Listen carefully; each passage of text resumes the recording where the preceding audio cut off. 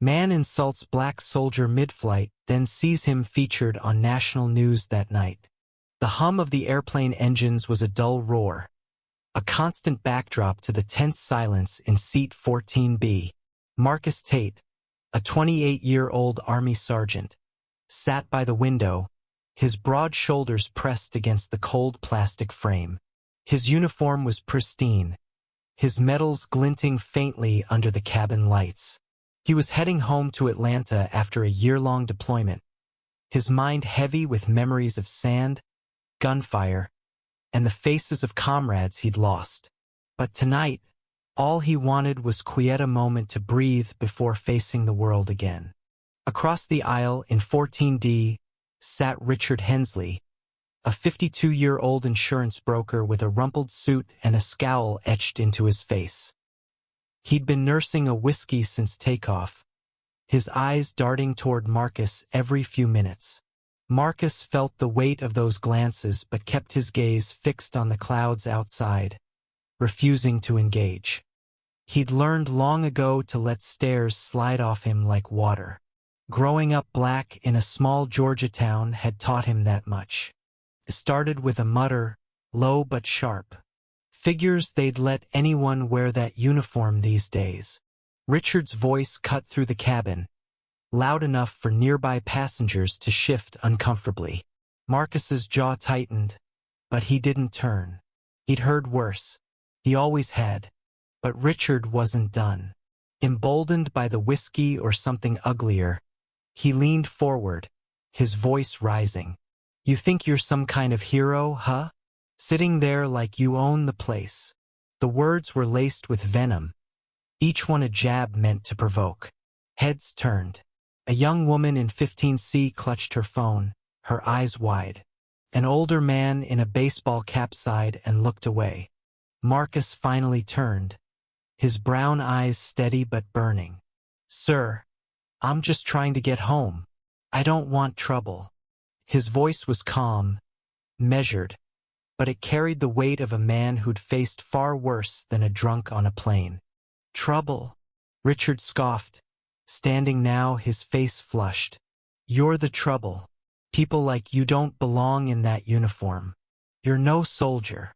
The word "you" hung in the air, heavy with unspoken hate. A gasp rippled through the cabin. A flight attendant started down the aisle, her face tense. Marcus stood slowly, his 6-foot frame towering but composed. "I've served my country for 10 years, he said, his voice low but firm. "I've carried men out of firefights, buried friends. What have you done?"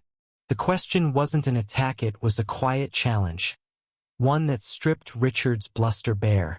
The cabin was silent, the air thick with anticipation. Richard faltered, his mouth opening, then closing.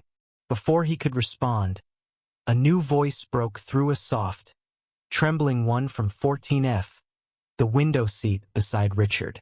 "Stop it, Dad." The words came from a teenage girl, maybe 16, with braces and a hoodie. Her face was pale, her eyes glistening with tears. "Just stop." Every head turned toward her. Richard froze, his anger deflating like a punctured balloon. The girl, his daughter, Lily, stood, her hands shaking. "You don't know him. You don't know anything about him. Why are you doing this?" The twist hit like a shockwave. Richard's face crumpled, a mix of shame and defiance. He sank back into his seat, muttering something incoherent.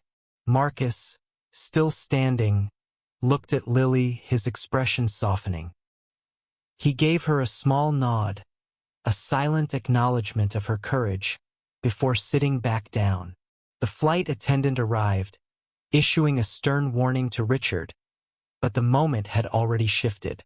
The cabin buzzed with whispers, passengers stealing glances at Marcus, at Lily, at the man now staring blankly at his tray table. The rest of the flight passed in uneasy quiet. Marcus stared out the window, his mind replaying the scene. He thought of his mother, who'd raised him to hold his head high. He thought of his platoon, men of every color who'd trusted him with their lives. And he thought of Lily, a stranger's daughter who'd stood up when no one else did. When the plane landed in Atlanta, Marcus was among the last to disembark.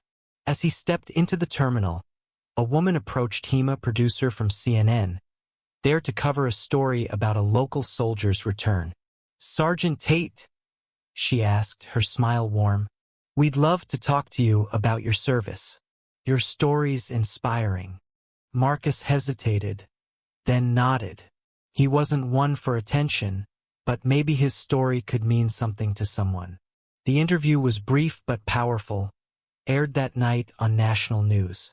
Marcus spoke of duty, of loss, of the brothers he'd served with. He didn't mention the flight. He didn't need to.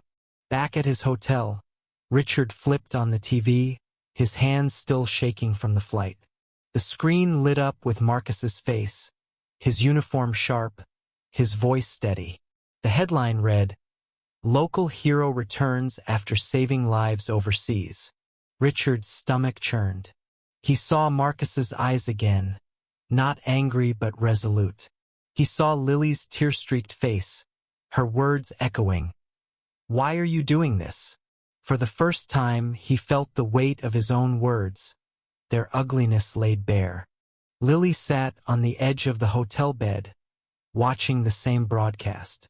She hadn't spoken to her father since the plane. But now, she turned to him, her voice quiet but firm. "He's a hero, Dad. And you were wrong." Richard didn't respond, but his silence spoke volumes. It was the start of something, a crack in the armor he'd worn for years, built from fear and prejudice. Marcus, meanwhile, was home, hugging his mother, laughing with his sister. The news segment played in the background, but he barely noticed. He was thinking about the future, maybe college, maybe a family. And he thought about Lily, hoping she'd grow up in a world kinder than the one he'd known. The story of that flight spread, whispered among passengers, shared on social media. It wasn't just about a soldier and a bigot. It was about a girl who found her voice, a man who faced hate with grace, and the small, fragile hope that people could change. Marcus's dignity had turned a moment of ugliness into something enduring, a reminder that courage could outshine cruelty. What would you have done in that moment? Stood up, stayed silent, or something else? Share your thoughts on where justice lies in this clash of hate and humanity.